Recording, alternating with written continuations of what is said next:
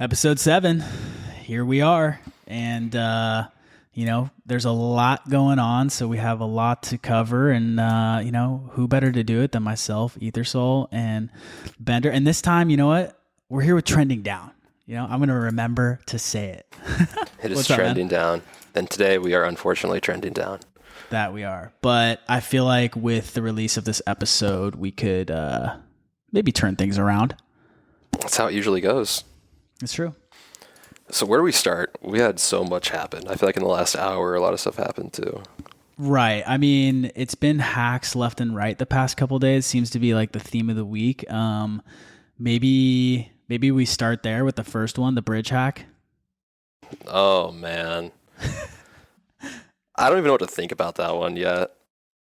So for those who don't know, but if you're listening, you more than likely know, Nomad Bridge, which is connected to like the Moonbeam network. Basically, I think it's like a Polkadot thing. Is that right? I actually have no idea. Okay, either way. It's how you bridge funds from like Ethereum to this other EVM chain. And so the bridge got hacked for around 150 million, I believe. But what was special about this hack was that the exploiter must have stumbled upon it because they stole a bunch of funds and then people just started copy pasting basically how the exploiter did it, and everyone hopped in and word started spreading throughout Discords and Twitter, and like there was 150 million in funds to steal, quote unquote, but everyone started piling in and basically taking all this money. Which is kind of perfect for the original exploiter. I mean, I heard the best sort of breakdown of it was a decentralized robbery. Holy shit, yeah.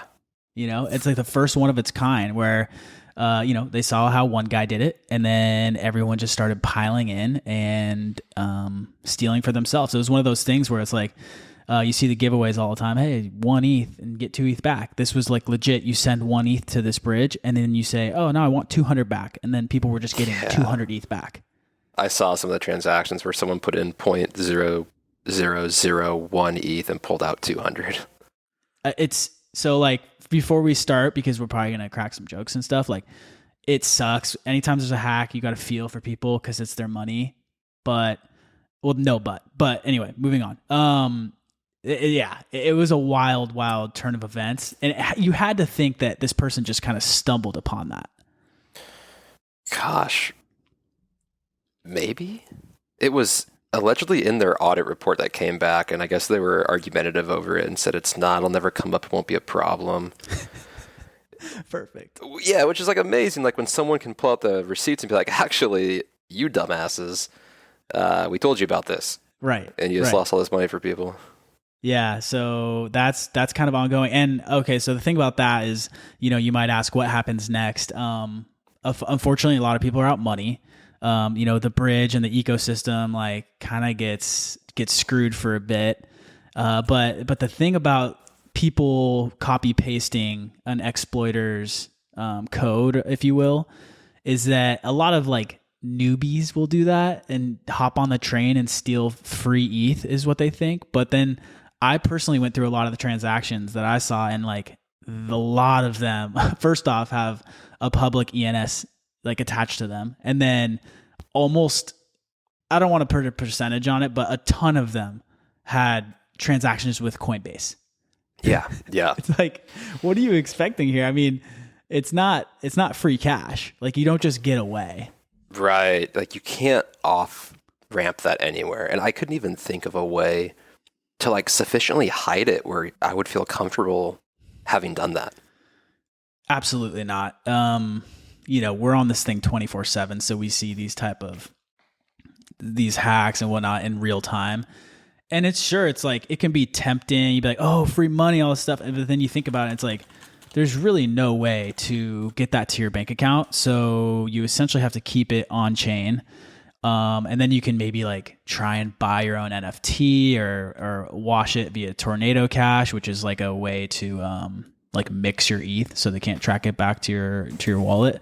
But I mean, we've tracked people through Tornado before too. Is a scary part. Yeah, right. So there's no like surefire way. No, and now you're on that ledger of, oh, this guy is part of this. 100%. I mean, Coinbase is not gonna like protect you in the slightest. No. When they come knocking, you're getting blacklisted, and they're giving your ID and everything else they need to track you down for those funds. Yeah, you're getting knocked real quick, and like you can maybe plead ignorance and been like, I was withdrawing, and like you might be able to get away with like some level of I didn't know isms, but like, I was a first timer, like whatever. I mean, I feel like your best case scenario in those type of hacks or whatever is, well, this is the first of its kind, but is to claim like you were saving the funds. Yeah. Right. And try and like argue for like a 10 to 25% bounty of whatever you stole was worth, and then give back the rest. That's the only way you come out ahead in a situation like that, I feel like. Yeah, and I think a lot of people in the timeline were saying that, like, it was just people white knighting, and I don't know if that's the case. No. I think a lot of it was like, I can pull out 5,000 ETH for free. Like, yeah, let me click this button. I mean, we're in Discords every day, right? Like that's like part of the gig. But I've seen firsthand people being like, oh, I've made most of my money by just like looking for exploits on chain. And I was like kind of shocked by it at first, but that doesn't surprise me. No. And some of the exploits on chain, like pending what they are, they're not bad. Like if it's one of those exploits where it's, 5 per wallet for an NFT mint, and you found out how to mint 20, like is that really illegal? Like, I don't know. But, stealing money that is not yours is different. Yeah. Yeah, I mean, it just feels, I mean, if you have any sort of conscience, it's got to feel wrong a little bit. My favorite part is that no one thought to be like, you know what I should do? Use an anonymous address. They're like, no, I'll use this one I use all the time. I got an ENS registered to it. Fucking watermelon. Yeah, that was the most memorable. Hey, if you're listening right now, shout out. Like, you seriously went for it. And that was for sure like a crypto Twitter degen, because I think someone like showed their NFT wallet, and it was like, all the notorious drops. Yeah, no one's registering an anonymous burner wallet with an ENS. You're just not doing that. Exactly. It was like, oh yeah, connected to, Coinbase. It's like, okay, so hopefully you have a plan with this. I think most people kind of stumbled upon it and was like, oh wow, it actually worked, and now what type of deal? Dude, I would be shitting my pants. I'd be like, oh fuck, it worked. How do I give it back? It's just so messy, right? It's like you have blacklisted funds in that wallet, and like if everything that you own is in that wallet, you should probably move it off. But then it's still connected. Like everything's connected, right? Yeah, so, you gotta ditch the whole wallet probably. It's the beauty of the space. I mean, those two, that husband and wife or boyfriend and girlfriend, whatever they were, got caught last year with all that stolen Bitcoin. Oh yeah, and that took like what, 4 years? I mean, the fact that those two held it down was unbelievable. But yeah, that's, I guess we kind of chatted about this off air, but how you would even off ramp that, and it's like, buy an NFT, whatever. But getting it to cash, like the only way is to go meet someone and like trade cash in person for ETH, and that is just beyond sketch. That's how you get robbed. Yeah, terrible. Yeah, anyone who's thinking about that, like early days, I think that's kind of how Bitcoin was low-key traded, but we obviously have several ways to get around that, so I wouldn't advise that at all. Dude, I would just give the money back. It's just not worth like the anxiety. Like you take $1 million in USDC or ETH and you look over your shoulder for 4 years, and eventually IRS comes knocking or the FBI comes knocking. Like, not worth it, man. No, not worth it in the slightest. And so that was literally one of the events this week. And then you had everyone, I mean, shit, was it today where everyone was on Flight Tracker watching Nancy Pelosi land in Taiwan? Yeah, Jesus Christ. They said they had 700,000 people watching. Wait. When you said everyone, I thought it was like it's called like a meme. Yeah, like you were joking and embellishing. That's a huge number of people. Flight Tracker said it was the most tracked flight ever. Christ. I mean, so basically everyone was like, China was talking all this shit, whatever. We don't need to get into it. But the fact that she landed and then the markets rallied. She made it. Bye. She didn't get shot down. World War III is not a thing. And then the markets just like rallied. It's like, it's so standard, but hilarious. I love that that's the point we're at in like the global economy. Will this flight get shot down? If it doesn't, well, it doesn't shock me now that everyone's watching what the Fed says, like it's the Super Bowl every month, you know, it's that's like true. They're hanging on their every word. And it's just, I feel like COVID kind of glorified trading. And now like a ton of people are entering the world of finance that maybe maybe haven't, don't have a background in it per se. And so like every single decision and event is just like the biggest thing ever. Right. So yeah, but that was wild today. Just watching that. I mean, couldn't believe that in some of the discords and chats we're in, it was like, oh, I'm going long. Like the second she touches down on the runway. I didn't even think to do that, and I never would have. I mean, let's be honest. You might have been sleeping. I'm going to be honest. I'm pretty sure I was. Like, I didn't know about a lot of this other than it was happening, so I missed most of it. Exactly. I've got weird hours, man. I keep very strange hours sometimes. That's fine. That's totally fine. I mean, sometimes you got to, especially during the bull run, like there's no standard hours. I need to interject real quick. And these rare ape peppies are at 0.13 now. You're kidding me. They're just pumping up higher and higher, and it makes no sense anymore. I mean, on that, like, let's interject. Give the backstory there. Okay, so we've got these rare ape pepes, which is the collision between the Bored Apes and the Pepe, which is done by the original Pepe artist, apparently. Wait. So you're saying this one in specific was tied to him? Allegedly. Okay, because I remember they've tried to do Pepe NFTs in the past, and they always get taken down because they're not like by him. Look, you're going to understand a lot more about what I know in a second. I've seen about 2 tweets. Perfect. Okay, yeah. So like that's 3 days ago. Plenty of due diligence. Plenty. Absolutely. I DYOR'd I was on the couch playing some Xbox, and I saw one tweet of someone comparing this to their ape, and it was a Bored Ape holder, and I was like, all right, if you're going to tweet about these, I'm going to buy a bunch of them. So I bought like 30 of them, and... When you say bought... swept? I was exit liquidity in my mind. Okay. So they were free mint that I caught when they were like 0.012. So at that point, they'd already changed hands at least once from that free to 0.008 when people were selling. So I was like, sweet, I bought the exit pump, like, fuck me, this will be fun. And then they just keep getting posted on Twitter, and they just keep going up a little bit, which has been shocking. And I think that's kind of part of the reason they continue to pump is people never thought they would. So you bought a ton, you exited low. Well, every ape is, I've seen them on the timeline too, and it's like every ape is comparing it to their ape. Right. So they're trying to find it, and then that just, ignites the fire. But so you got in at 0.01 ETH, and then what'd you sell at? 0.01. I sold all the way up to 0.06 because I was like, there's no way these survive. It's a in what time frame? Free mint. 48 hours about. Like that's a 6x. Like, let's just talk about that. That's a 6x. Crazy. Right? Like that is insane.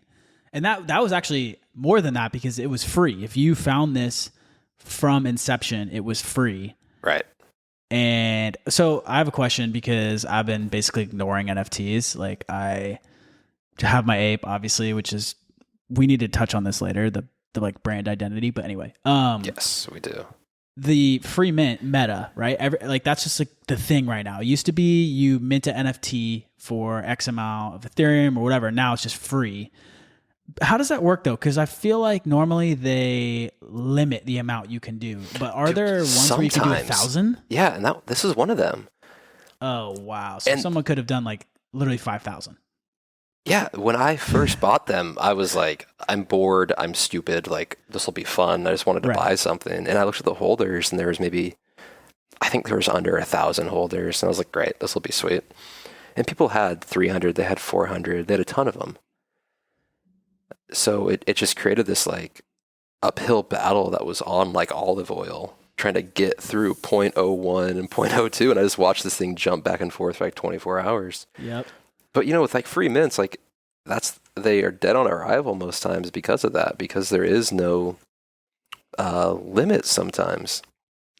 That's insane to me. I figured I felt like it was always like 10 or 20 when I was, at least watching these free mints. Now it's like that's all there is. It's spammed constantly. To me, it feels like you create one, you hope it catches on for a little bit, you catch the royalties, which is like all the volume of these NFT trading that go on OpenSea or whatever platform. The creator of the NFT catches like 5-10%, whatever they set it to.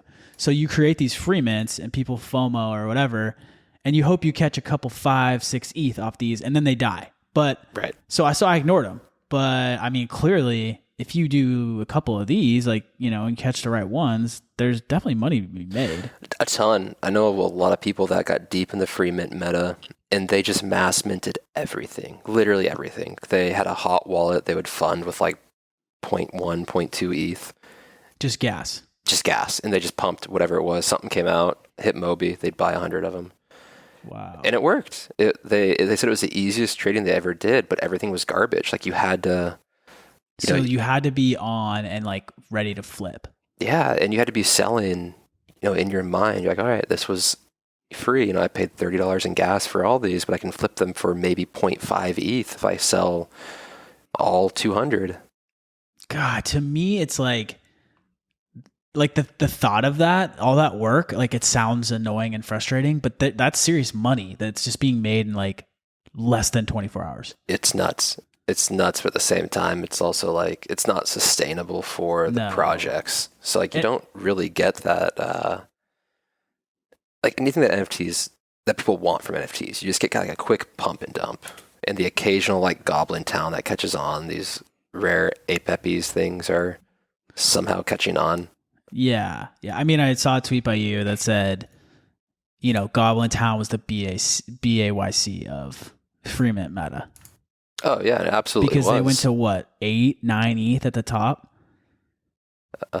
6, I think, 6 or 7. So someone got that for free and then turned it into 6 or 7 ETH. Oh yeah, I remember seeing tweets from people that like made over $1 million on the goblins because they just minted a shit ton of them and held on.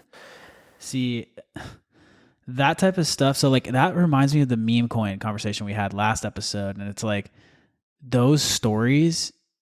They just attract people and like keep them coming back, which is like what how does this free mint meta stop? I mean, gas goes up, it stops working. I think you already have a lot of people that don't like it. I don't like it. I think it's bad for the ecosystem because there's no purpose to them. It's meme coins on a 10x leverage, because a meme coin you at least have to buy into it. For these, you just have to like throw. Essentially, instead of buying lunch for $10, you buy 20 NFTs for $10 in gas, and you either lose $10 or you make 1,000, which is great odds. Right. I mean, that's amazing odds. And so to me, it's like the thing that's perpetuating this is it's low gas because everything's kind of dead on chain right now. But it's burning everyone else. The very first hand turn, let's say you mint them for 0, you sell them for 0.005. That hand turn is one that gets burned. They take all the risk because there's no skin in the game if you got them all for free.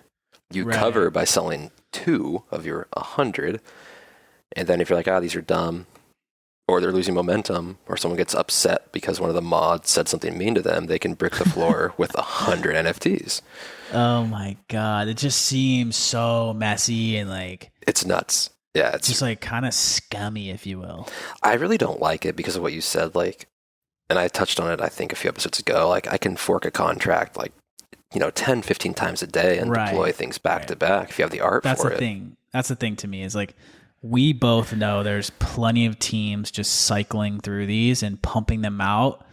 One hits, one doesn't, whatever, no skin off their back. And, I mean, they're like, I would love to see the behind the scenes on that. Like, how much are those guys making? Because you reserve 100 or like 1,000 of the supply, and you just do this over and over and over and over. You just get the art, and then I mean, you just collect free royalties off of like a quick pump and dump.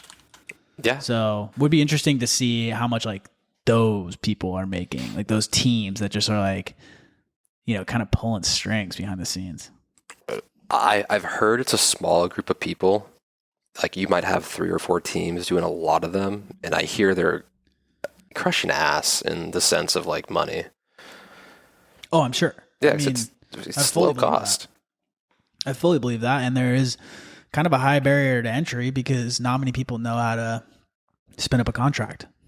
Yeah, no, and even the harder part, because you can copy paste a contract, look up like the commands to deploy it, but getting the art layered well and generating the NFTs is, I would say, the harder part. But I'm a developer, so it's it's like a painter saying painting's easy. When I'm sitting here like I can't draw, no way I can paint.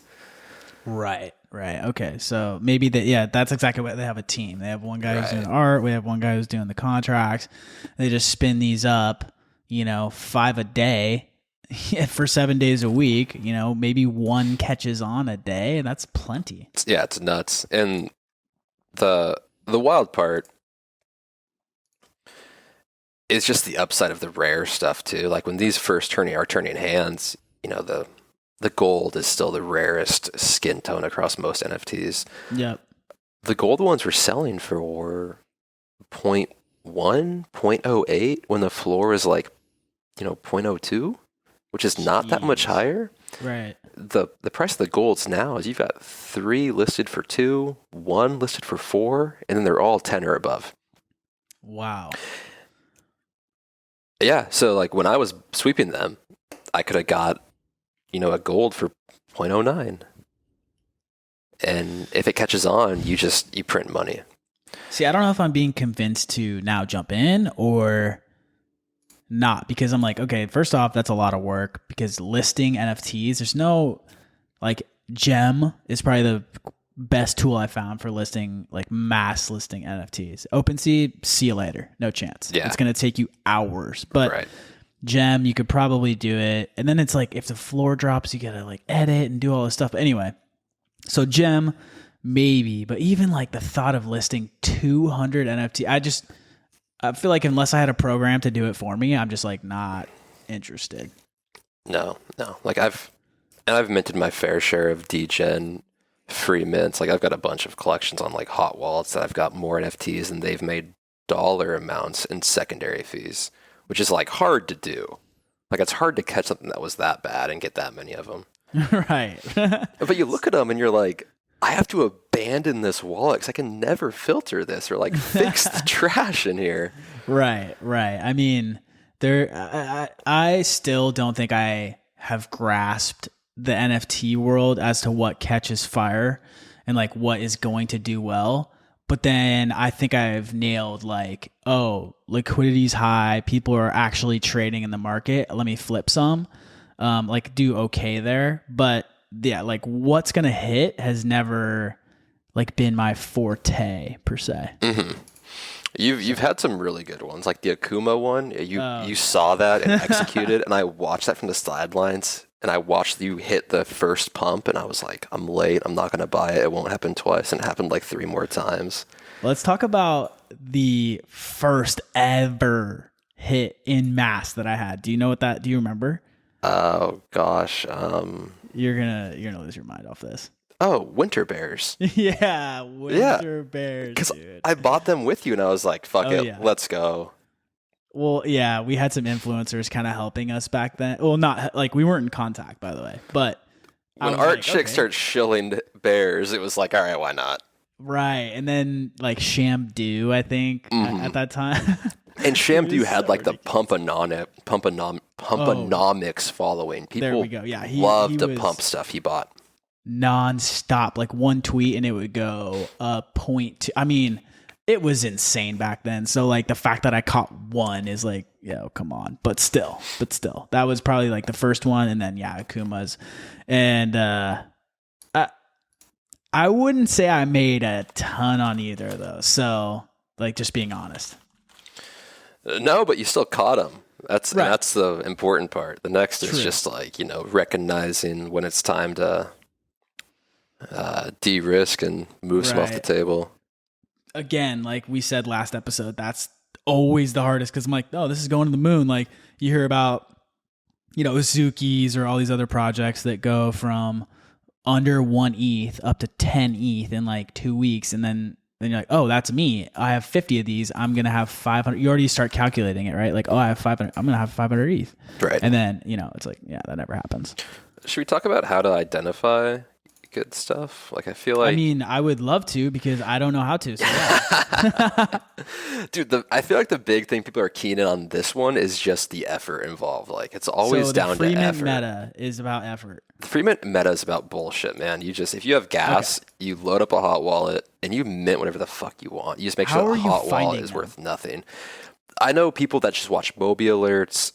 Moby alerts. Okay, heard of that. I am always on Twitter, so Moby, Moby tools, Moby. Don't think I've been there, dude. Wild. Okay, if you have NFT nerds, it's the same thing. It just shows like the trending and what people are buying and minting. That shows up free mints. So NFT nerds will show up like volume and purchasing. Okay. But there's a mint page also of like active mints and what's starting to mint. So you could theoretically sit here all day and like if I click active mints right now, there's 3 free mints happening. You're kidding me. Like what are they? Just tell me right now. What are they? I can't say one of them because it's kind of fucked up. Oh, okay. Yeah. Don't say that. There's one that's like Tower Dogs, Goons, School Photos. Okay. Yeah. So it's just random stuff that might just die on arrival. Yeah. Actually, I think I know what Goon School Photos is, but I'm not sure if I do. I feel like your Twitter feed in specific is like fully algorithmed out. NFT only. Is that right? Like, do you get any like DeFi stuff? Yeah, I do. I curate my following very carefully. Like, I unfollow people constantly. I don't like. I love the whole idea of like it's free to follow someone. It absolutely is. Like, I follow people I want to follow, but I also like want to make sure that if I'm on Twitter, I'm getting like something out of it, whether it's like information 100%. Or entertainment. So when I see that like Paris Hilton follows 20,000 people, like you can't open Twitter. I've said that so many times where I'm like, okay, I get I don't get it, but like, the so-and-so follow so-and-so trend, right? Like you just want follows, whatever it is. I don't knock it. That's fine. But when I see above like 5-10K follows, I'm like, there's no way that you're getting good information throughout. You're just getting a bunch of noise. Absolutely. So why what's your timeline worth at that point? Like nothing. Right I mean, I've always been like, okay, a follow is like giving someone a piece of your attention equity. And absolutely. So you have a cap table, and if you want to fully like dilute your cap table down to 5 to 10,000 people and just give your equity away. Like, no, your equity is important. So give it to sources that are feeding you good information and making it worth it. And that's just my view, right? Some people use Twitter other ways. I think you're absolutely right. Right? I mean, of course I'm right. People always ask me like, where are you finding all this stuff, or like, how do you find this and that? And it's always through Twitter, right? Like, I mean, there's no secret. There's no secret cabal that's like, hey, here's a new alpha. Like, make sure you take this. I'm like, no, I'm just like trolling Twitter like you are. Right. I mean, I think. Okay, so this is actually a good conversation that we're getting into right now because first off, we started at like, where do we find stuff for NFTs? But I think we could also loop in, where do you find alpha for coins and DeFi too? Because it's the same conversation. And one, it's all about who you know, but in a sense, you can get the same information from Twitter, because a lot of like the curated discords that you're in, you're like, oh, there's a whale discord and that's where you're finding all the alpha and all this stuff. And then you just, pop it on the timeline, and like there's this whole like Illuminati cabal thing. Maybe there is with some CT guys, like some OGs, but for the most part in the discords, like especially one that we're in where we met, it's like we just post Twitter like posts in there, and then discuss it. Yeah. So to me, it's like 100% starts with kind of like your Twitter feed, but you have to be in Discords, of course. Yeah, Discord's where the conversation happens, but Twitter is where all the information is. Right.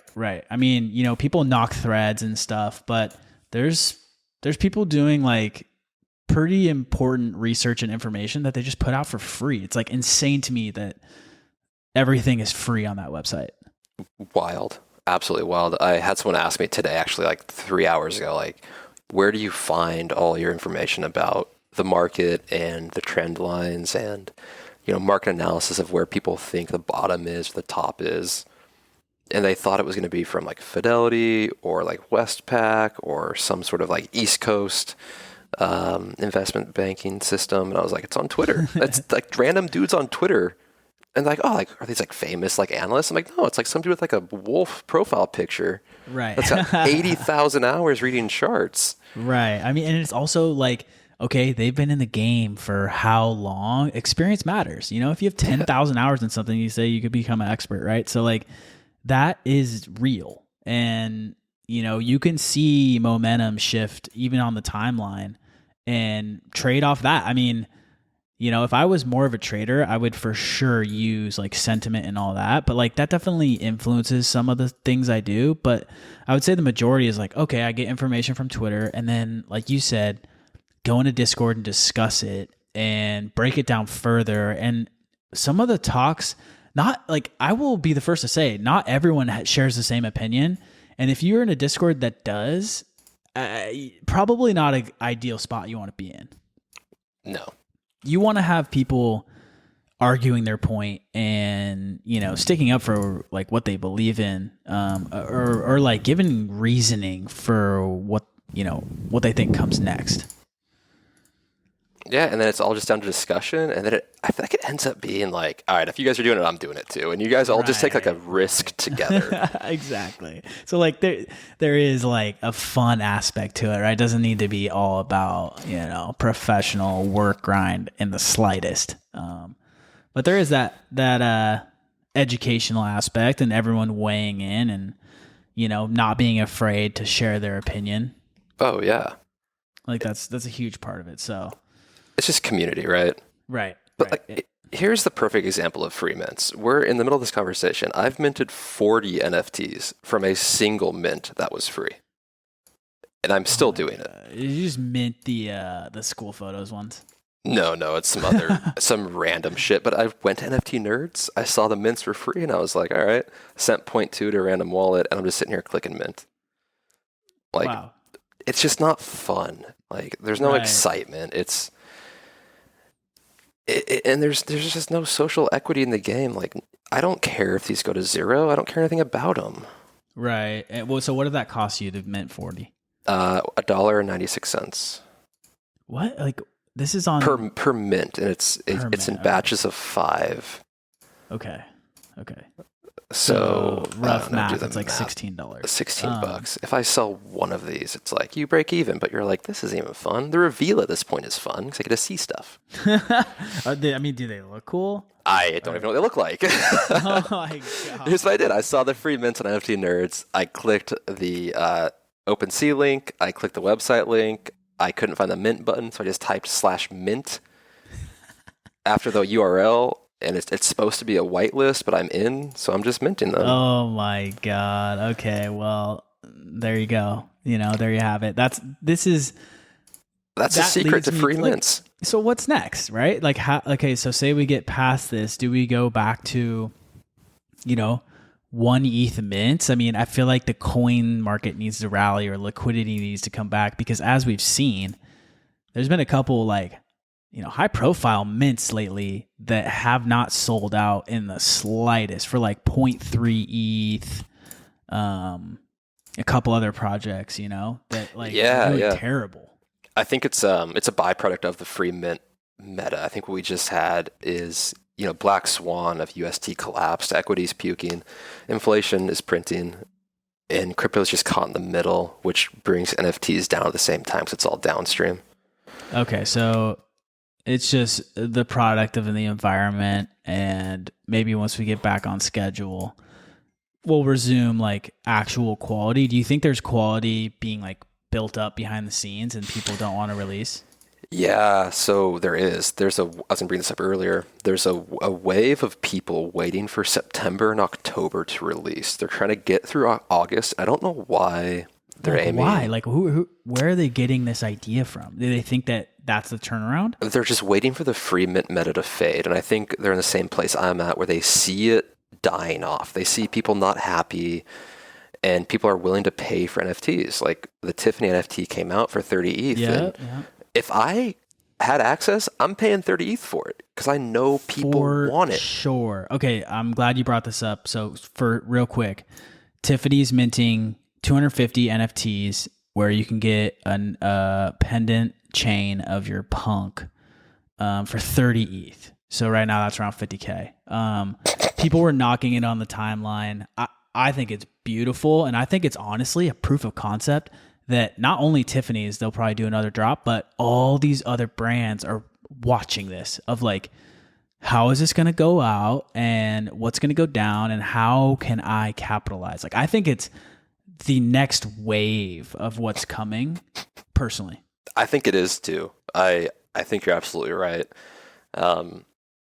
And top end brands that have been around for a long time, they're not dumb. I think they know what they're doing. And Tiffany and Gucci both jumping into crypto in the last few days. Yep. I think it kind of sets the landscape for what we see in the future. 100%. So, okay. Projects are backlogged right now. People are thinking free mint meta is in the 9th inning. Is that what I'm hearing? Yeah. They're waiting. Okay. They're holding their projects right now. I know of at least 3 that are coming out in September, October. They're like not announced release dates yet. Do you think they would delay more? That's a good question. Right? Like if they see no change, gosh, like do they keep delaying? Like I don't know.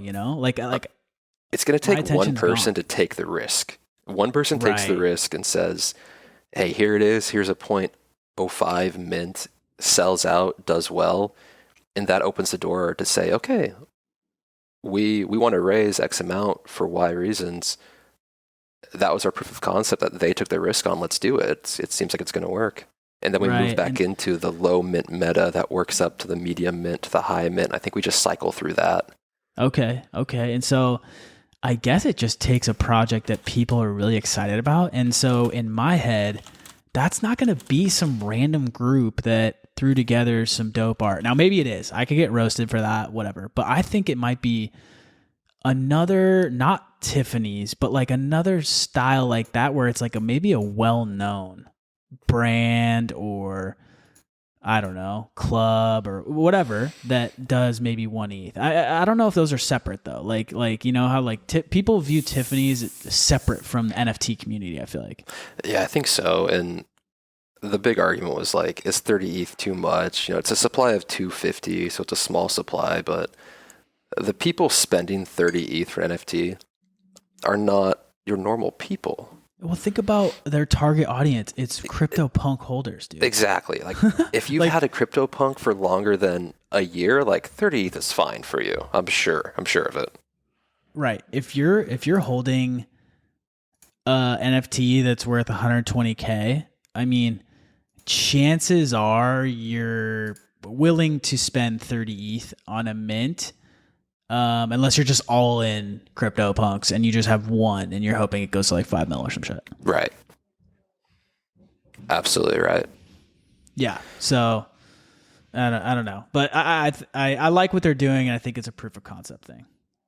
I think it's good. I think as more brands jump on, we go somewhere good, and I think the free mint cycle is coming to an end, and I don't think a lot of good came of it for the ecosystem outside of the people that really degen minted and dug their heels in and traded low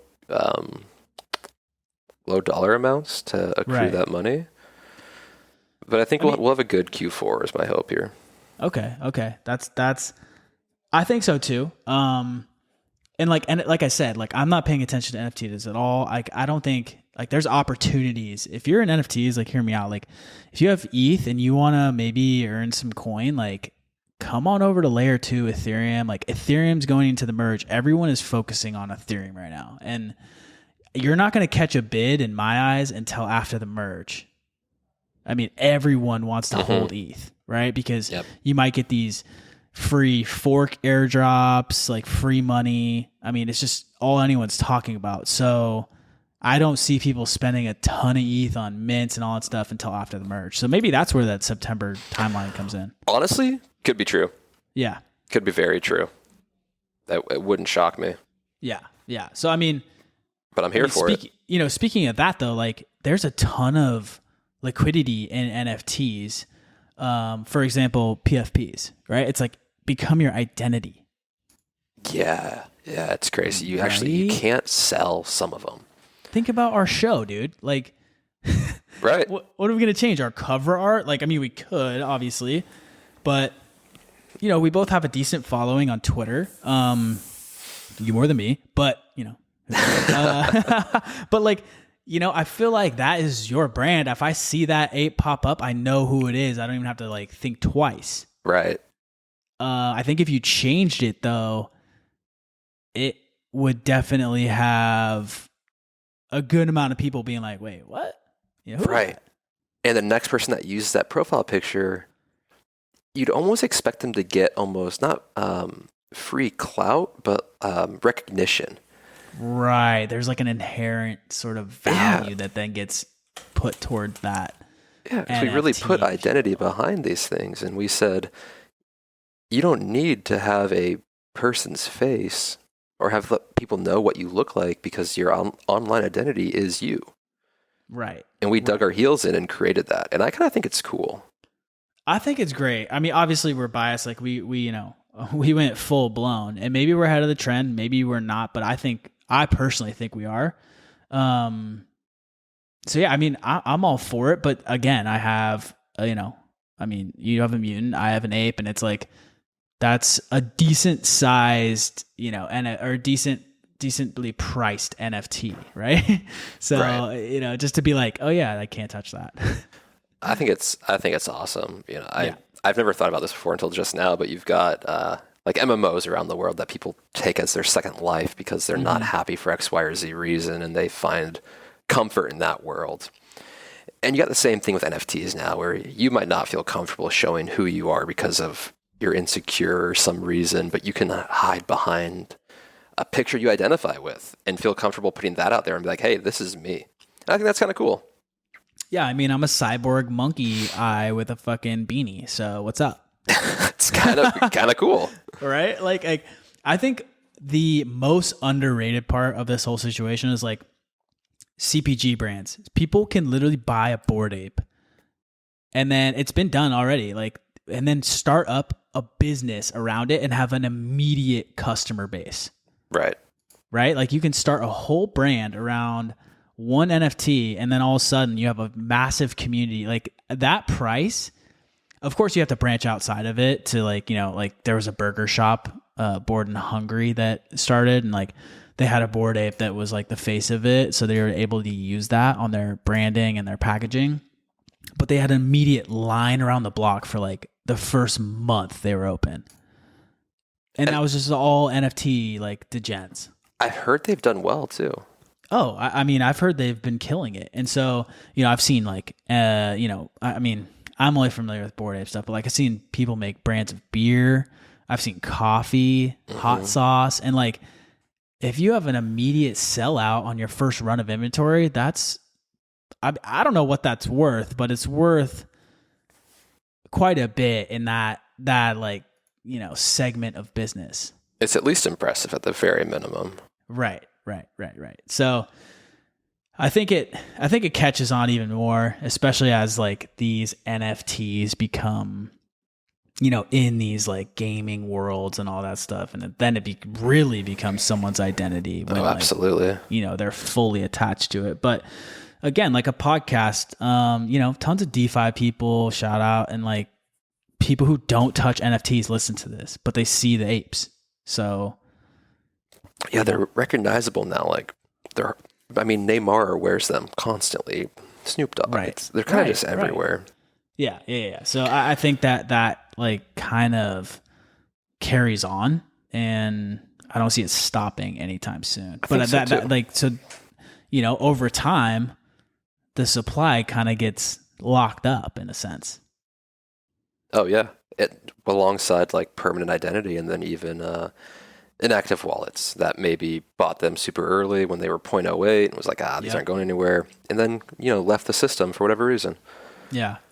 I truly think the next wave in NFTs is going to be like beyond comprehension, because it'll be like a mania phase.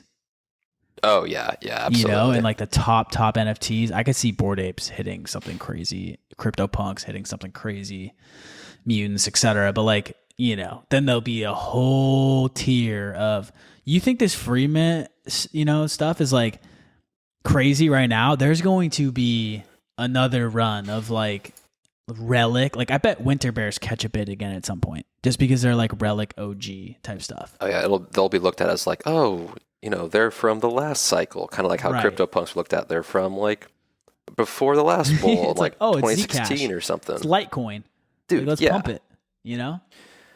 That's what's gonna happen. I think you're absolutely right.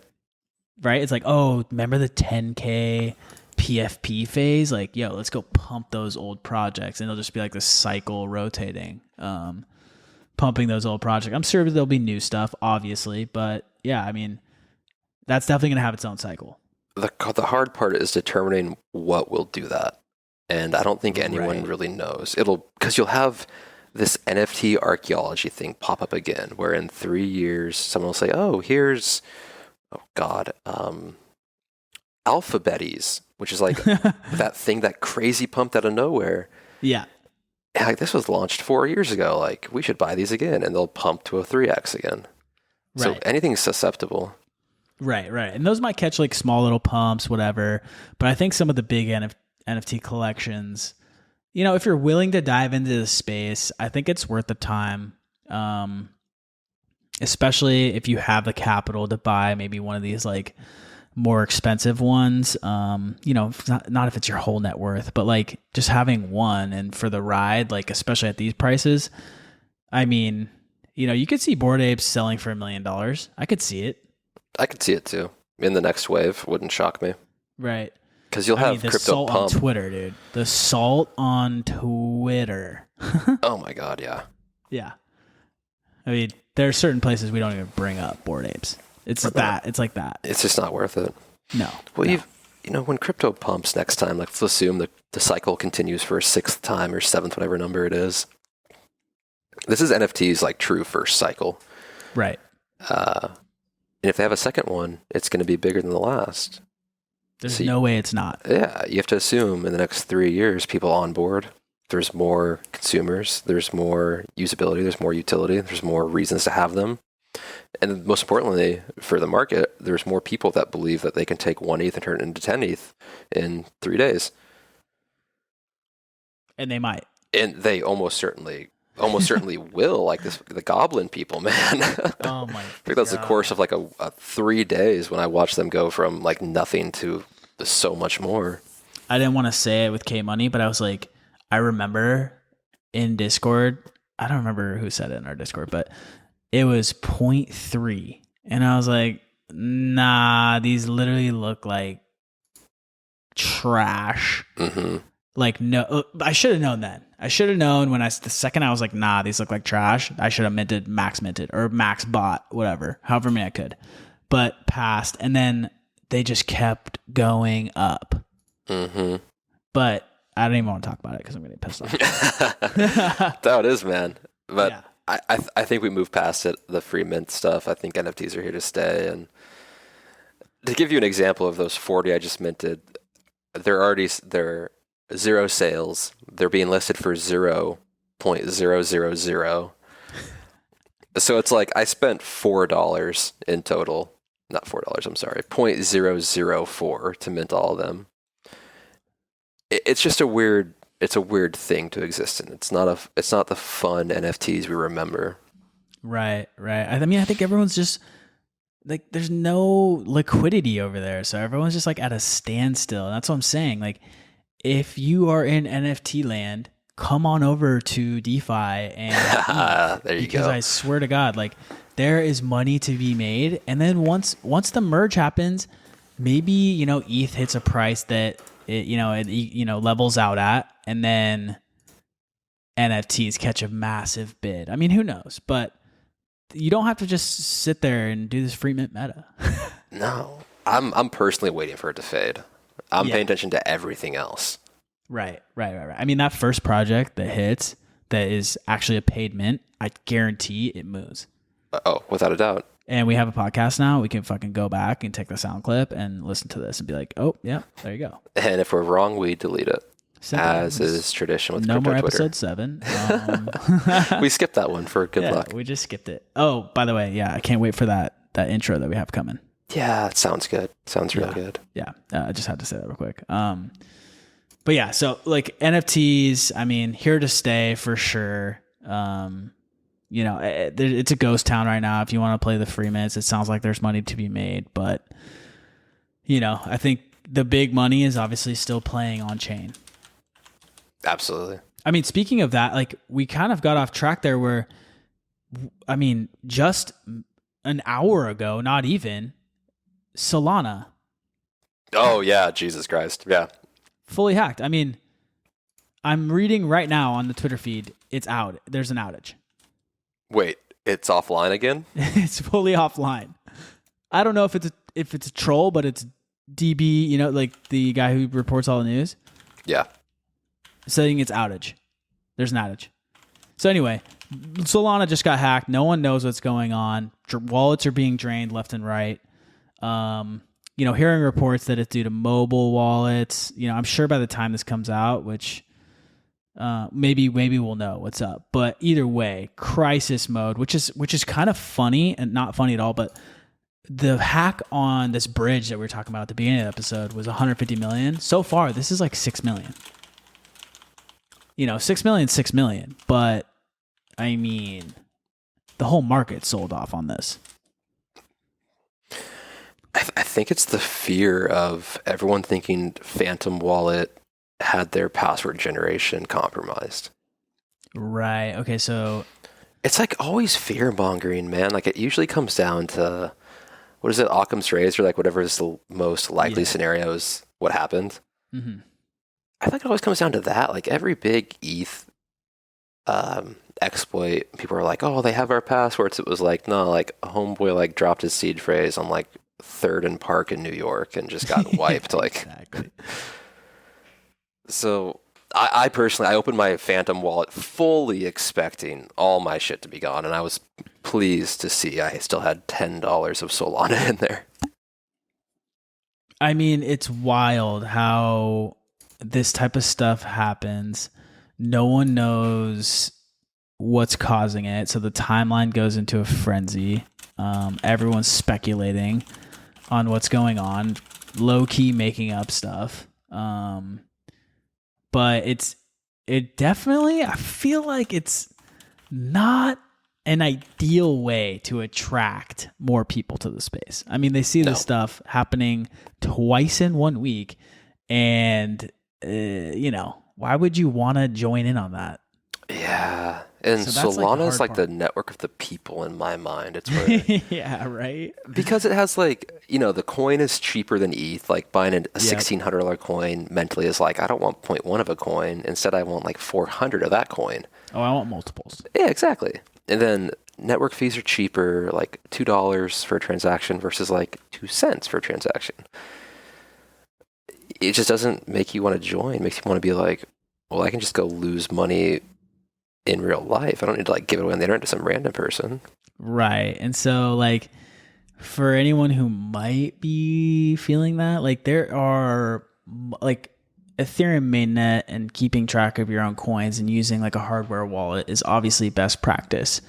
Obviously, that's being said as like Ethereum maxi, but these hacks are never ideal, but it's part of the business, and it's like growing pains. We'll see what ends up happening and what the cause of this Solana hack was, but grand scheme, if it ends up being 6 million, I'm like rolling my eyes basically, because that's nothing. No, in this space, it is nothing. In this space, right? Like there's the $150 million bridge hack that we mentioned was like the lowest hack we'd had on Ethereum in a long time.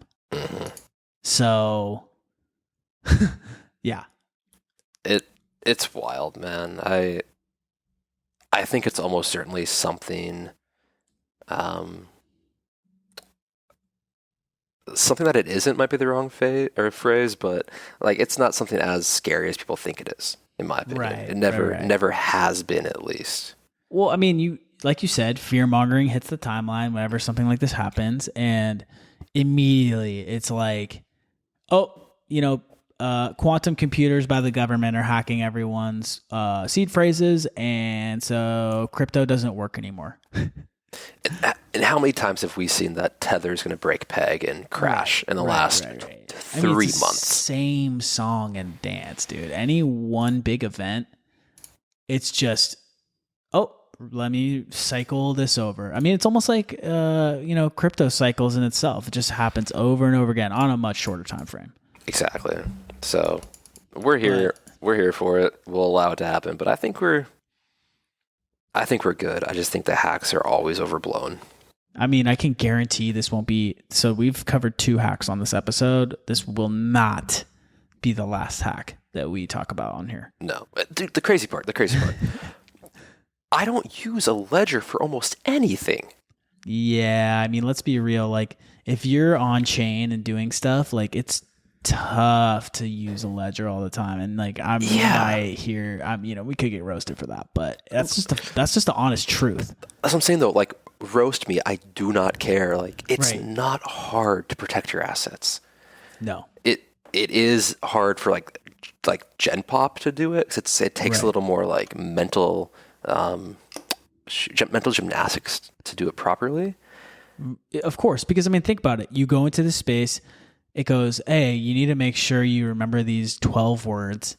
That's your seed phrase, right? And then if you're like, you might not realize the brevity of the situation. And so you just take it, you screenshot it, or you write it down in your notes on your iPhone. Like, you don't know the severity of that action. So like that I can sympathize with. But the whole, like, I feel like a ledger is even, honestly, how many times have you been like, oh yeah, the ledger like software is like, super hard to deal with, and I got hacked via that, or something like that. It's like, that's just one extra step I don't want to deal with. So I just manage the seed phrase very well. I mean, exactly. You have a ledger for like the long-term stuff that you're not touching, but if you're doing stuff on chain, you're constantly moving stuff around. Right. It's tough to go fully hardware wallet for that type of activity. Yeah, I think it makes sense for like your hardware wallet vault, something that like you're not touching for a while, and maybe that extra step of like, I gotta fuck with that thing, stops you from digging in there. Right. But like, I just don't think it's that hard to protect your stuff. No, I feel for it, but like you almost wish there was like a security 101. We should do a security podcast. I'm down. That'd be fun. Right? Maybe touch on like, I mean, I don't know how long it'd be, because it's just like, here's a fucking write your shit down, and then that's it. Hey, there it was. Honestly, there you go. The security podcast is done.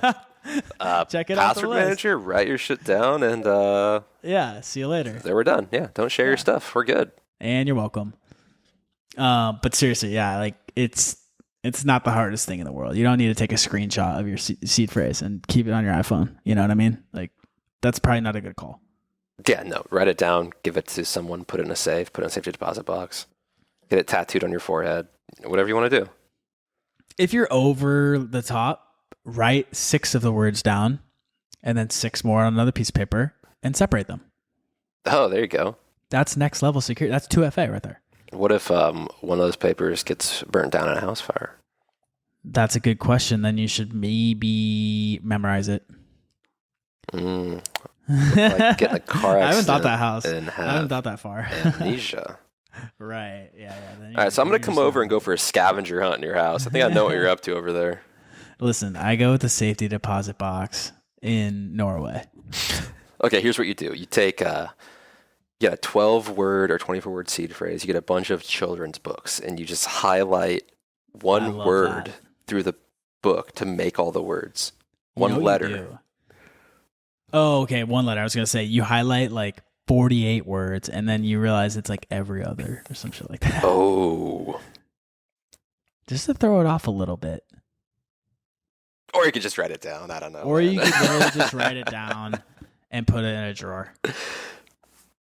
Yeah, that's what I did. I wrote it down. Exactly. Because my thought was, I was on a flight one time, and it was like a 2-hour flight, and in classic me move, I didn't like prepare. My phone's at like 10%. I have no like music downloaded, so I'm just sitting here staring at the back of the seat in front of me. And I was like, if this flight crashed, like all that crypto's gone.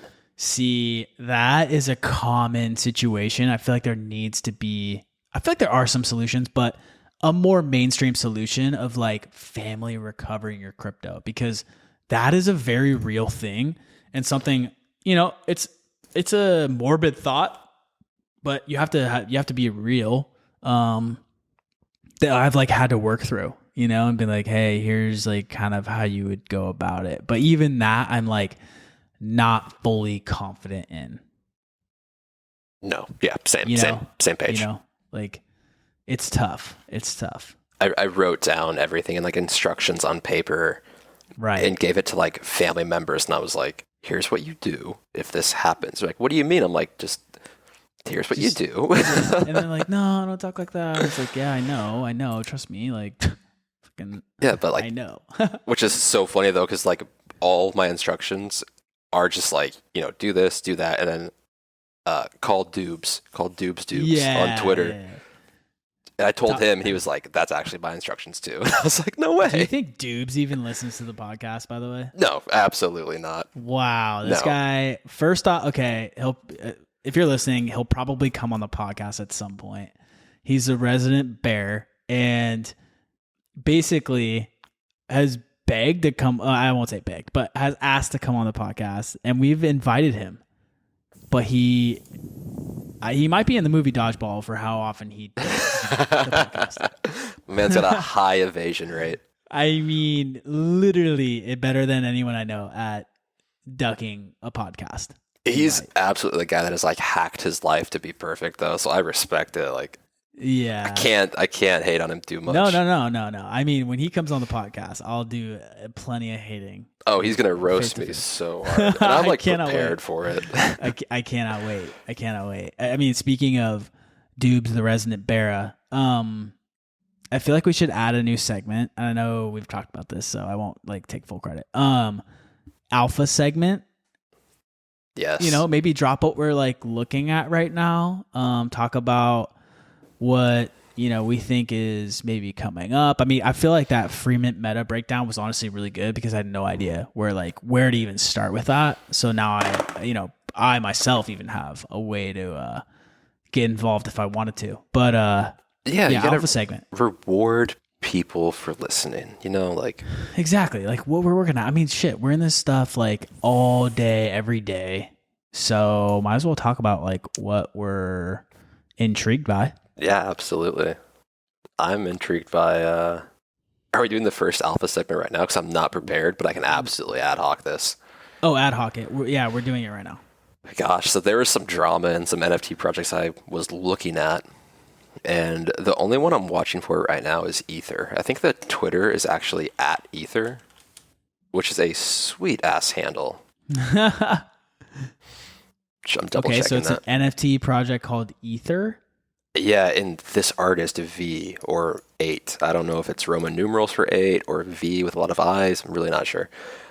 Phenomenal art. Absolutely love it. Okay, but there's been a lot of chatter in various places. Like, it's not just one Discord. It's not just two. It's kind of like in very select groups across the place of like, let's watch this. Let's see where this goes. This is a verified account, by the way. Yeah, it looks great. Yeah. The thing verification though is like I get DMs constantly like, "Hey, $5,000, I'll verify you," and I'm like, Nah. no, like, bro, it's $5,000 for like a check mark. Like, go fuck yourself. Right. Not worth it. But it looks great, and so that's what I'm watching right now. Everything else is kind of panned through, I would say. Do you have any idea when this drops? No, I don't. Okay. Which is my problem with a lot of things recently is everyone keeps things under wraps. And I think it's because of the market. Okay. Or bull That makes market, sense. it'd be like, we're pumping, we're doing good. Like, we're going to launch in 3 weeks. If you say you're launching in 3 weeks right now, it's like, in 3 weeks, we could be at 1,000, we could be at 2,500. Right. So I think that's all under wraps. And all I've kind of gotten from people is targeting September-ish timelines. Okay. So Ether on Twitter. I'm looking at it right now. It looks dope. It looks great, but another thing, these rare ape pepes, man, like I'm pissed that I'm like starting to like them. And it's not if they go because to 1 ETH, you're gonna be livid. I'll be pissed, which is fun. Yeah. I love being mad about things. It's He had my 30 of favorite them, by hobby. the way. So I had 30. They no longer have 30. I have much less than 30. But but this has nothing to do with like the project, the people behind it, the artists, anything. It's just the people talking about it, because that's so much of the alpha I take is, Twitter gets wrapped up in like, oh, influencers dumped on me, blah, blah, blah, blah. But like, I'm in the business of dumping on the influencers. Mhm. Like, I can out-trade them every time. So when they start talking about things, I can like see that trend come up and be like, okay, I'll buy these and I'll make sure I exit better than you exit, while doing no tweeting about it, without talking about it. And that's kind of where I see these going right now. I don't know if I'd buy them at 0.12. I actually wouldn't, because I don't think they have a lot more room to grow. But I said that at 0.06 also, so fuck me. I mean, yeah. So maybe they go to 1 ETH, you'd be livid, but you still made a bag off of it. So that's where I'm at with Free. them. Yeah, they're either going to go probably down from here, but Like if someone's listening to this, you would say don't buy. I would absolutely, I would not recommend anyone buy this, because Okay. I'm not going to buy them now. So I would never tell anyone else. I'd say you buy it now. You have an immense upside and immense downside. Right. Because they could go the Goblin Town route of there's history there, there's purpose, there's effort. They could hit 0.5, 0.4, maybe 1 ETH. But why? But you're why would they? saying for the alpha, look out for Ether on Twitter. I'm saying look out for @Ether. That's the NFT thing I'm watching right now. There was a few others, but they kind of imploded today with non-essential drama that kind of happened. Oh, interesting. Today, too. Yeah, I don't know much about it. I caught a tailwind comment of between the team, there was some like discourse, and I think they went their separate ways and just abandoned the project before they launched. And it was on your alpha radar, like Yeah. well. Oh yeah, it was like the number Wow. one thing I was watching. So that fell through, and then another thing fell through for reasons I didn't quite understand and haven't dug into yet. So I'm just kind of looking at Ether right now. Okay. I mean, I'm honestly like impressed you even had something because of how like dead the NFT space is in my eyes, but you're way more in the scene. So That's the thing though. Like, I don't think NFTs are dead. I think it's a perception that they're dead. There's always I don't spend my time there, so I'm honestly Of like course. not the person to say that, but that's how it looks from my perspective. Someone that like maybe says they can do both, but it's not true. Like you can't do both at like an expert level, you know? No, I agree. And that's why I was full DeFi, loved the stuff, jumped into NFTs, and I haven't looked back. Yeah. And now I just looked at you. I'm like, hey, what's going on? And honestly, like I think you in the long run like will be probably in a much better position because NFTs are so small still. Maybe. You know? I'm hesitant there. I think it's a coin flip because you have the liquidity game on the DeFi side. Yeah. I don't need to But you go made in, a 6x on a free mint. which is bullshit, right? Like, Yeah, fucking crazy. that's wild. There's no coins doing 6x's in a day right now. No. You know, like nowhere. So, you know, different liquidity games and stuff, but still, like that's just the fact of the matter. Either way, at Ether on Twitter, check it out. Maybe they'll launch. Maybe it'll be a stealth launch. Oh, actually, I do have one more. The funny thing is, like, I don't hide this stuff. I just don't tweet about it because you get crucified for tweeting about things you like. Yeah. But like, I don't, like I said, I curate my following. All in the NFT game, you can't like endorse projects. No, it's you not really like DeFi, can't. where you can like talk about it and shill it and like do all that stuff because you like really like it. Right. You cannot do that in the NFT game. But it's weird. Like you can talk about it like not in like a shilly way. You can be like just like comment on it, you know? Yes. You can say you like it. You can say I don't know if you can say you bought them. Like, no, you just comment on it and be like, hey, like this is kind of cool, or like the way the like technical way they minted was new, and then you comment on that, right? Like, right. I mean, there's plenty of people who do say, "Oh, I minted this." Like let's be real, like, right? Like just like coins, like you know, on to the next thing, shill it, dump it, on to the next thing. But definitely not your game. The funny part, though, in all this is that, like, I don't hide any of this. I say I curate my Twitter. All I have to do is like follow my Twitter of who I'm following. Like, I'm going through my following right now, and everything I've mentioned is in my following. The last like 30 people I've followed. Wow, that's true. It's just right there. Yeah, like just look at who I follow. There's some bullshit bot that tweets out who I follow, and it's comical. I mean, you heard it here first, folks. Like, if you want to find the alpha, just go to his recent follows. First thing I do, someone says, hey, check this out. I'm like, all right, sweet, check them out. If I like it, if I think there's potential there, I follow them. I turn notifications on so I make sure I don't miss anything. Interesting. I have no notifications set up for Twitter. Really? I have maybe anywhere from 5 to 10 accounts that are always notification on. Okay. And that's it. They get pushed to my phone so I don't miss anything. And that's like from the DeFi side, the macro side, to the NFT side. But the other one I'm in right now is, I can't even pronounce it because it's like you're saying orange, but there's a W instead of a R. So it's like orange, I don't know. Orange, okay. Another super cute one. It's got like some anime style, but cutesy, like a Nickelodeon, maybe an early morning Cartoon Network style. It's the two things I'm watching. Okay. We'll take it. I mean, I had no idea about this, so I'm about to go follow them and watch as well. The thing is, though, like, I could be watching something. Like, I watched other things that... Right. I mean, let's be honest. The alpha segment is literally just us talking about what's out there. Right. It's never a buy signal. Don't hold us to it. It's not... Yeah, exactly. It's not like, hey, buy this. No financial advice. Let's just say that. Yeah, I can't tell you how many times I've said, hey, guys, pay attention to this. They mint in 3 days.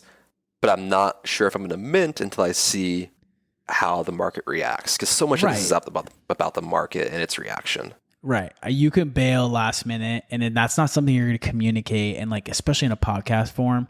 So like, just take it with a grain of salt on the alpha segment. We don't have to cancel it after one episode. Right. And that was it. Hey, no more alpha. See ya. Okay, alpha segment. Hit me with the DeFi side. Okay. So, I mean, I mean, if you follow me, if you know, like, I am deep in Arbitrum. And so what that is like a layer 2 on Ethereum. Basically, it's like lower gas fees and quicker transactions. But you get the same security of Ethereum. And so there's a bunch of projects that are on there right now. One of the main reasons to be messing around in that ecosystem, Arbitrum specifically, is that they're going to release a token soon. So doing any sort of actions on that little network will probably qualify you for an airdrop. And I mean, if you're in the game, you know, an airdrop's basically free money. There's other layer 2s out there doing well. We kind of talked about this on the last episode. Drop some alpha there. But super bullish on protocols that give fees back to holders. So right now, there's a protocol called GMX. It's basically like on-chain trading. I talked about that last episode, so I'm not going to go too in deep there. DPX, again, that's like options on chain. That's a little more under the radar. Upside there is extreme, but also a lot of downside risk if it doesn't get traction, right? So GMX probably has a lot more traction than DPX. But both are quality projects. So I would say check out Arbitrum, do a couple transactions. They'll probably make you eligible for free money. So, what's the worst it could hurt? And then maybe you find something you like. There's some NFTs on Arbitrum. There's a bunch of good stuff out there. So that's kind of my alpha corner. I'm all in on that ecosystem right now. The funny part too is you're so straightforward about it. You never hit it. You've always been like, hey, I bought a shit ton of this and it's going to do well. And then 2 weeks later, I'm like, well, it did well. Exactly. I mean, and so like one of the things I like about some of the like the new era that I see coming up in DeFi is like, okay, so everyone talks about in the stock market you earn 9%, like that's like average, right? Mm-hmm. That's like a really good average, maybe 7%. Some of these protocols on usage are giving you back like 7 to 8% in Ethereum.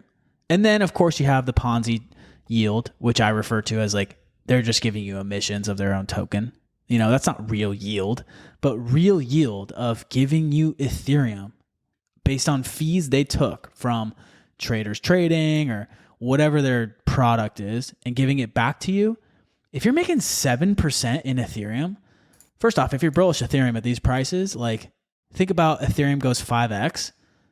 That 7% is immediately like 40%, quick math, whatever. But still, like those yields get juiced.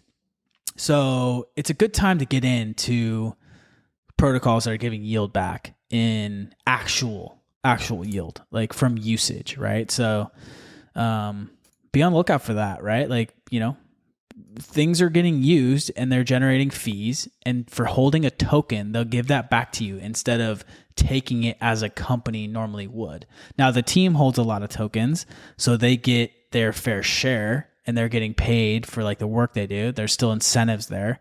But if a company like on the stock market and you held their stock, you get a dividend. But imagine if you got some like their revenue for holding a stock. Like that's kind of what we're talking about here in like a roundabout way. Right. So that's kind of where I'm at. So it sounds like GMX, DPX. Yeah, I'm chilling there. Like obviously we got some requests to talk about. I founded a project. Obviously I'm on Arbitrum. And so we've gotten requests for me to talk about that on the podcast, but I think that's for another episode. Oh yeah. I would love that episode. I was not going to bring it up. It's not like my business. But I would love for that. Yeah, that'll be an episode of like maybe what it's the journey of like becoming a founder in DeFi. That would be interesting because DeFi is a different beast. Yeah, there's, you can get away with an NFTs like launching a project, not offering or not like promising any future roadmap or like any utility or whatever, like maybe it's a bonus, right? Like you found an NFT and they have utility and it blows up. DeFi is definitely, like you said, like a whole different ball game where there's a lot on the line, and it's been interesting. It's been an interesting ride, but we'll save that for another one.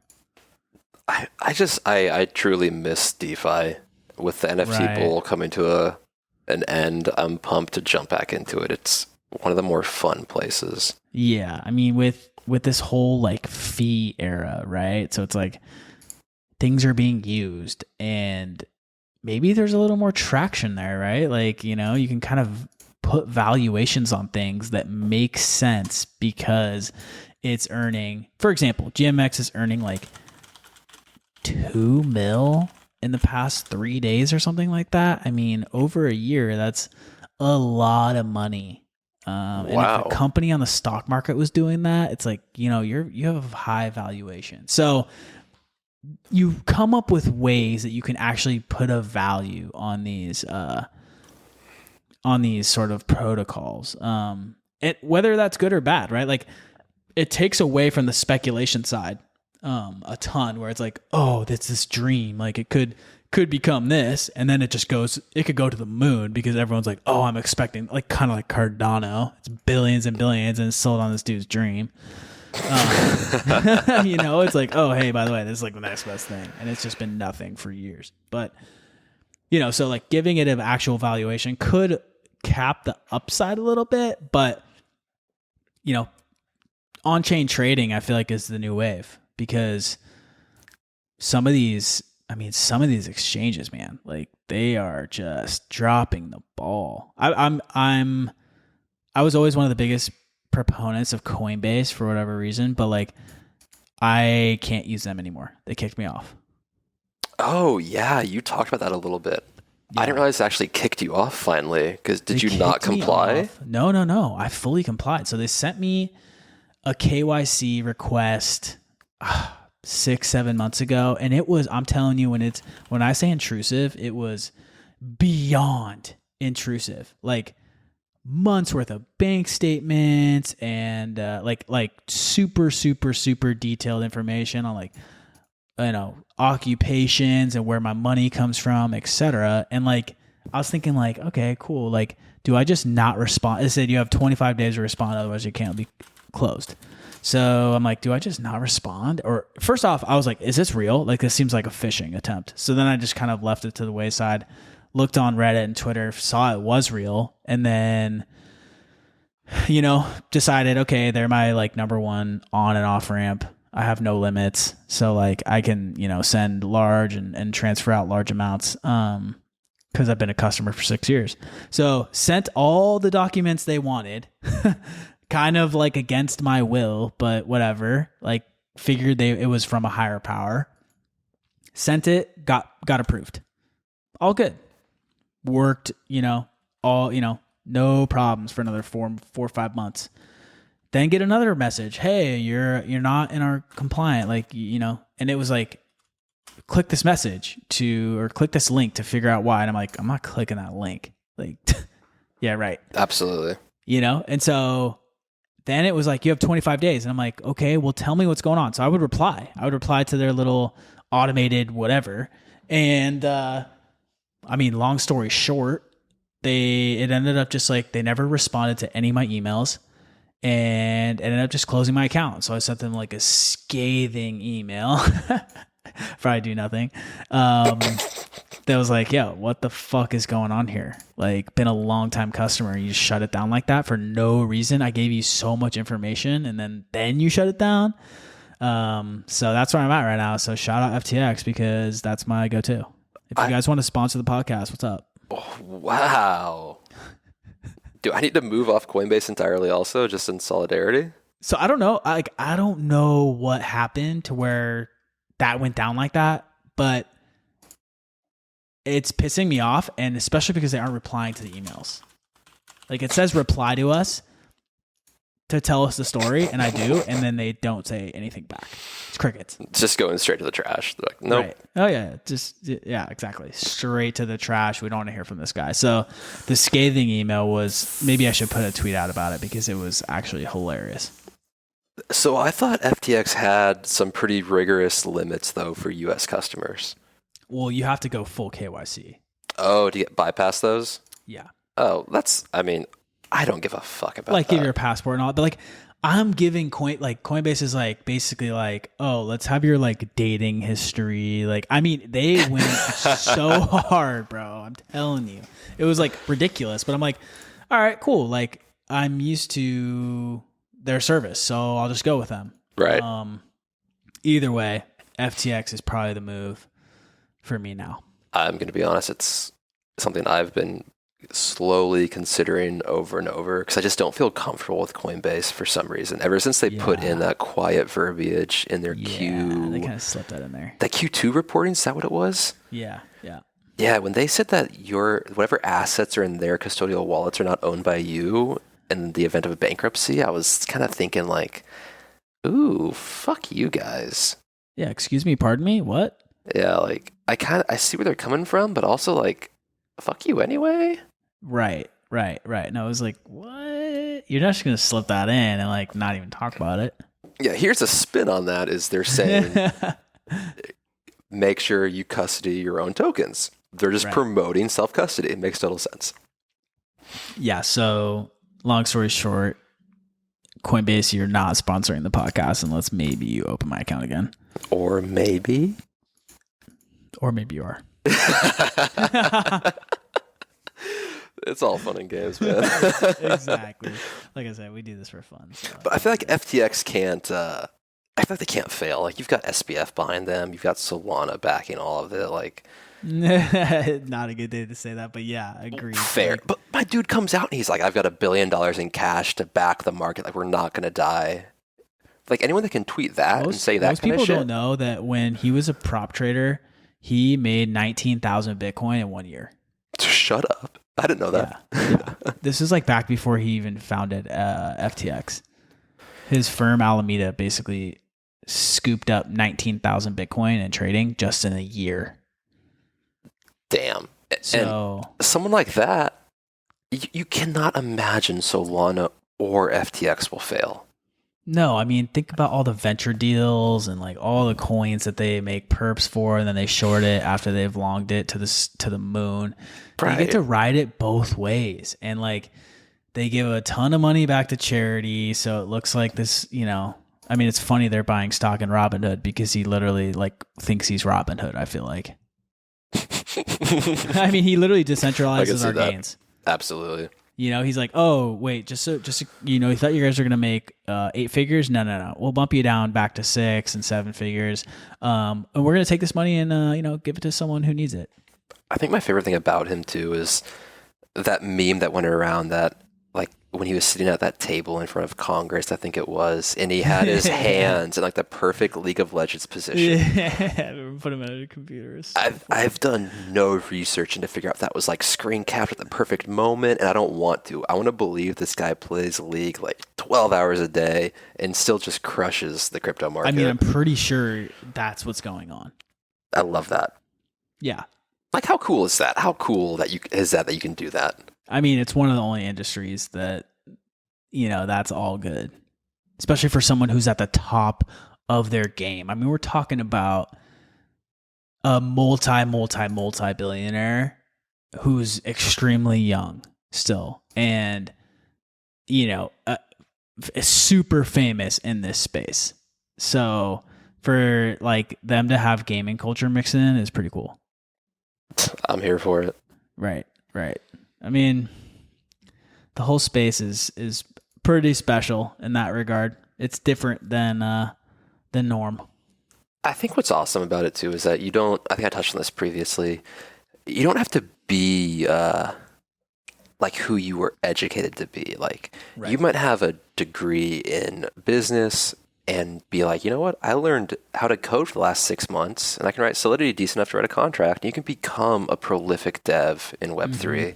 Mm-hmm. But no one's giving you that chance in Web2. Like, I interviewed hundreds of people, and like they just wouldn't pass like the bullshit tests that get set up in front of them. Right. So it's just kind of cool. You can come out and be like, you know what? I didn't even go to college. I'm 17. I'm in high school still, but I want to be a community manager.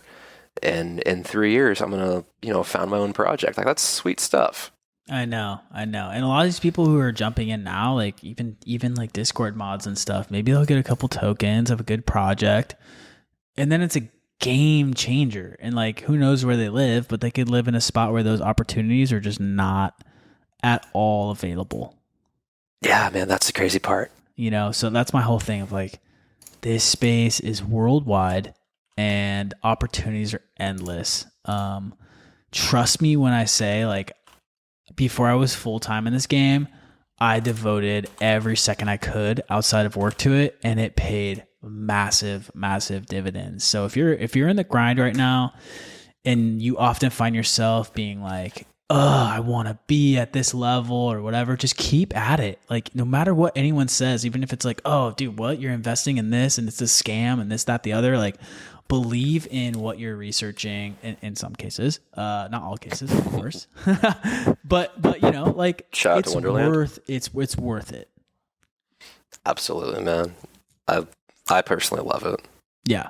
I think we both do. And like, you know, it's cool to have a medium to kind of like voice some of the experiences we've had. I just find it so much more fun to do the podcast. Yeah. Than anything else. Like, why not? Right. I mean, you know, and if you follow us, like, feel free. Like, I loved when someone reached out the other day and was like, yo, it'd be a dream to be on the podcast. Like, we should for sure get them on, like, at some point, or like have a community segment of like, come on, so, you know, maybe tell your story or whatever. I mean, you know, we have to somewhat filter it, but, you know, something like that. It'd be cool. The funny part of the podcast actually is like, you never hear your own voice. And I don't listen to the episodes, but my girlfriend does, and she listens to them on speakerphone most times. So oh yeah, I hear it in the background too of my girlfriend. I walked in yesterday and I was like, "Is that me?" Yeah, right. No, it's been an adjustment, right? Like, I mean, it's only episode 7, so like, but I mean, unlike you, I have multiple family members who listen as well, and so getting feedback is also hilarious. Oh God, I couldn't imagine my family listening to this. They would just be like, "You're doing what with your time?" Oh, I'm gonna get roasted for this. I'm gonna get roasted for this. Yeah, all right. But mom was like, "You said the F word a lot in that one episode. Like in episode 1, you say it 3 times, but in this other episode, this is not what she sounds like. I'm gonna get roasted again." But like, I was like, "What? Like, come on!" I love that. That's so wholesome. Right, exactly. But like, you know, you get that feedback, and you're like, "Damn, like, do I want people to know?" But like, yeah, I mean, the more support, the merrier, and you know, it's just cool to put out some content and hopefully people get something out of it. I think they will. And what I really want to do, I want to start bringing just random people on. Yeah, absolutely. Just make it fun. Right. I mean, if Dubes ever shows up, talked about him earlier, but if he ever shows up, I feel like he could be a repeat guest and people would be like, yo, he needs to come back on because he's going to be so contrarian. I feel like it's going to be hilarious. I'm afraid of the Dubes episodes. He's like one of few people I can talk to and leave the conversation and be like, I'm wrong about everything. Shit. Oh my God, dude. He needs to come on so I can literally watch this and participate in real time. You're going to hear my like enthusiasm go from like, dude, this shit is awesome. And like after an hour and a half, I'd be like, damn, like McDonald's might be hiring. He's going to convince you that the free mint meta is like actually ideal. I'm going to sell all my bags. Exactly. He's going to convince me that Arbitrum's a full-blown scam. Ooh. Off topic, random here. I had this fun thought today that I used to browse Reddit all the time. I don't do it so much anymore after they moved to like their new app, and it felt too social media-y for me. Okay, haven't even seen that. Yeah, I use like old Reddit on the web app, so it feels like the newspaper still. But they do the Secret Santa on Reddit, and I've always thought it'd be fun to have like a Secret Santa on crypto Twitter, in the sense that you use like NFT or coins, and there's some contract to do the custody of all of it. To where maybe 100 people join a pool, the contract kind of matches them up and pairs them together on a UI, and you set a limit, and you just kind of give people gifts. Interesting. It just sounds fun. Is it White Elephant, or is it like you get them something good? So how Reddit worked was, and I've never participated, I've just watched it. I thought it was cool, because you'll suddenly have like, front page, like, oh, my Secret Santa person was like, Steve Aoki and blah blah blah. Oh, no way. That's cool. I don't know who it's been, but there's always like celebrities that jump in occasionally. Right, of course. But what they would do is they would go through the Reddit account, like, all right, I'm paired with this Reddit account. They like consume like r/gardening or like r/cryptocurrency. So I'll get them like a Bitcoin plant or like something that is in their interest. So it'd be kind of fun to see that play out, like some more fun concepts hit the timeline in this next bear, where people kind of test the waters of what is and what is not going to be possible with crypto. And the one thing we haven't seen is more community-driven stuff outside of NFTs and identity. Like we haven't seen true, like, let's come together as a group and say, hey, I match with you. I'll give you a gift for Christmas. Like, Merry Christmas, Happy Hanukkah. Yeah. I'd be down for that. No, it sounds awesome. Like, it sounds wholesome. And I mean, worst case scenario, maybe we just do it podcast community. That would be fun too, actually. Right? I mean, we have a ways for that to go, but it would be cool. The funny part's what's going to happen is like, so you put like a $50 limit on it, something small and attainable for anyone. Yeah. And then one person's $50 gift turns into like 50,000. Right. What is the onus on that? You give someone like a couple of GMX. Oh yeah, here we go again. Alpha segment back again. We're coming back for the repeat. Yeah. No, that sounds epic. Like, again, this whole thing has been awesome. We should definitely get some randoms on here. I feel like we can use this where people can call in. So we should try and figure out how that would work, because it'd be cool to have like people call in for like 5-10 minutes and then move on to the next. Until the first prank call, someone drops it. I'm like, all right. We gotta like, yeah, because we just press record and then like that's it. So we can't be like editing and like having to do that. So for anyone that is getting in ideas, I mean, I'm basically giving you ideas right now, but yeah. Yeah, we're not going to do that. We're not going to start editing stuff. Do not call in and ruin this. Right. The most we're going to do is introduce this song that's coming on from the Soundmint guys, and then that's it. And it's going to be fire, so get ready for that. We're here for it, man. Yeah. I mean, shit, if you made it this far, like, again, appreciate you guys. I can't say that enough. I feel like the feedback we've gotten has been good, and like that just means a lot. So thanks for listening. I've loved it. It's been a great time. I'm happy just to have the support of anyone. I thought we might have had like 10 people listening. Right. And even then I was like, I'm going to sit down with Ethersole and have a great time every night. Oh dude, it's such a good time. So again, you made it this far, shout out. We'll be back. I think we're coming back soon with a guest next time. So we'll leave that in a little shroud of mystery. Oh, yeah. But the cadence will be picking up. Yes. That's another thing. We're going to pick up the cadence a bit. So stay tuned for that. Yeah. Thanks for listening, guys. Absolutely. We'll catch you on the next one. Peace.